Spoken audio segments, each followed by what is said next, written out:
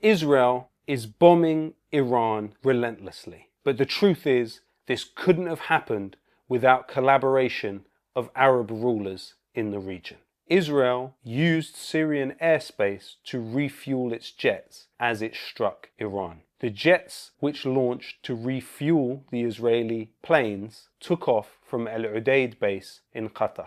Iran is being punished for its support for the Palestinian cause. In the region today, you have the axis of resistance, which is constantly subject to war by Israel and the United States, with the aid of the axis of assistance. And the Arab Iron Dome, which surrounds Israel, makes up that axis of assistance. Ask yourself, what have those rulers ever done for the Palestinian cause? And what is their current role in the Gaza genocide? Egypt has been a key facilitator of the Israeli genocidal blockade on Gaza for over a decade. Egypt worked at the beginning of the Gaza genocide to extract extortionate amounts of money from Palestinians attempting to leave Gaza for the enrichment of a businessman very close to the Sisi regime. And now the Egyptian government is stopping those inhumanity with a conscience from reaching Gaza. Have you ever heard an Arabic woman trying to breastfeed her flaccid child as it dies and her breasts are empty because she's been starved? For the love of humanity and for the love of Islam, please don't do this. Allow us to march to Gaza. In Jordan, King Abdullah has done everything he can to protect Israel, from arresting Palestinians to facilitating the interception of Iranian drones over their airspace and stopping them from reaching Israel, to taking part in the land bridge which helped Israel circumvent the naval blockade by the Yemeni armed forces. Across the region, rulers preside over billions of people who are deeply opposed to what Israel is doing. However, those rulers have existing covert business relations with the Zionist entity occupying Palestine. The son-in-law of Donald Trump, Jared Kushner, set up an investment firm by the name of Affinity Partners. He described it as a corridor for Gulf investment in Israel. Where did the money come from for this investment firm? $2 billion from the Saudi government and millions more from other governments like the UAE and Qatar.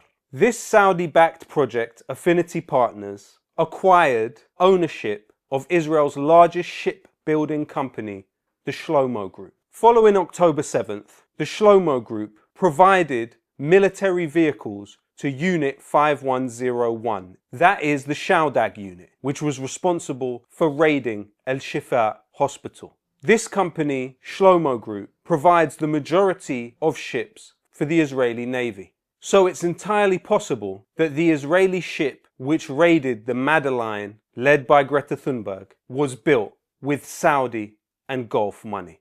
What else has Jared Kushner's Saudi-backed firm, Affinity Partners, been up to? It now partly owns Phoenix Investment Firm, another Israeli company, which has 2 million shares in Israel's largest arms company, Elbit Systems. That's money directly from Gulf rulers into Israel's largest arms company. More than 85% of the drones used in the West Bank and Gaza are from Elbit Systems. And Phoenix Holdings is Elbit Systems' lone institutional shareholder. Phoenix Holdings not only sponsors but ensures the building of Israeli settlements in the West Bank. Phoenix is also key to Israel's Adopt a Soldier project, which helps new Israeli soldiers become acclimatized to their surroundings. What about the UAE, home of Dubai, where millions of people, and Muslims especially, flock every single year to live their best life and pose on Instagram? That same UAE is directly involved in the military infrastructure around Israel's genocide in Gaza. A deal was signed in 2021 between the UAE state-owned arms firm Edge Group and Israel Aerospace Industries to develop drones together. That's not all. Edge Group owns 30% of the Israeli defense contractor Third Eye Systems. The Ghost Soldier system, which Third Eye rolls out, assists the ground forces in their operations around the Strip. And during the genocide in Gaza, Third Eye Systems increased its value by 51%. 30% of that company is owned by a UAE state-owned company. G42 is a UAE company headed by the National Security Advisor of that state. It has a joint venture with Rafael, Israel's state-owned arms company. In fact, the military connections between Israel and the UAE are so close that Israel established Elbit Systems Emirates, a direct subsidiary of Elbit Systems based in the UAE producing weapons. But the UAE's involvement in the Gaza genocide does not end there either. Its state-owned investment firm, Mubadala, owns 11% of the Tamar gas field, which Israel operates in occupied Palestine. The Israeli military could not function without the gas that it procures from the Tamar gas field. And in fact, the relationship between Israel and the UAE is now so close that Israel Aerospace Industries announced that you will see Israeli and Emirati cooperation in space exploration. Alongside our partners in the Gulf countries and the Middle East, IAI continues to promote innovative solutions with a clear goal: the development of advanced technologies that will help lead the entire region towards a more secure future. نراكم جميعا في أبو ظبي. See you all very soon in Abu Dhabi. So contrary to public perception, normalization has already happened between the Saudi government and Israel. The Saudi government has been found to use Israeli intelligence company Celebrite, which is staffed by former personnel from Unit 8200, Israel's military intelligence unit. The Saudis use Celebrite to hack the phones of their own citizens. We know that Jamal Khashoggi, the Saudi dissident who was hacked to death in the Saudi embassy in Turkey, had his phone hacked by the Saudis with Pegasus spyware from the Israeli intelligence company, the NSO Group. A state will not outsource the functions of its external and internal intelligence services to a state that it does not have a very close relationship with. The same is true of the UAE. It outsources the hacking of its own citizens' phones to the Israeli company Celebrite in a deal which was put together by the former head of Israel's external intelligence service, Mossad. The truth is, throughout this genocide in Gaza, weapons have flown from the US Al Udeid base in Qatar to the Nevatim base in occupied Palestine to provide weapons for the Israeli military. There is also evidence that weapons have flown directly from US bases in Kuwait and been delivered to the Israeli military. How do these governments have any control over their own sovereignty when they allow bases in their state to be used to perpetuate this genocide? And what about the jewel of the Muslim world, Turkey, where Erdogan constantly brings up the Palestinian people in his prayers? Well, Turkey, factually speaking, has long trained Israeli pilots on the Konya firing range, allowing Israeli Air Force pilots to use the mountain territory to sharpen their skills at targeting Palestinian homes. And in return, Turkish pilots are also trained at the Nevatim base in occupied Palestine. In fact, Israeli company Dorad Energy supplies electricity directly to Israeli military bases. The second largest shareholder in that Israeli company was Zulu Holdings, headed by Erdogan's close friend Ahmed Zulu. In fact, the Israeli military could not operate without the oil which pumps to it from two Muslim nations. The pipeline which runs from Azerbaijan and through Turkey to Israel provides 40% of Israel's oil. This could have been cut off at any time during the genocide, but it was not.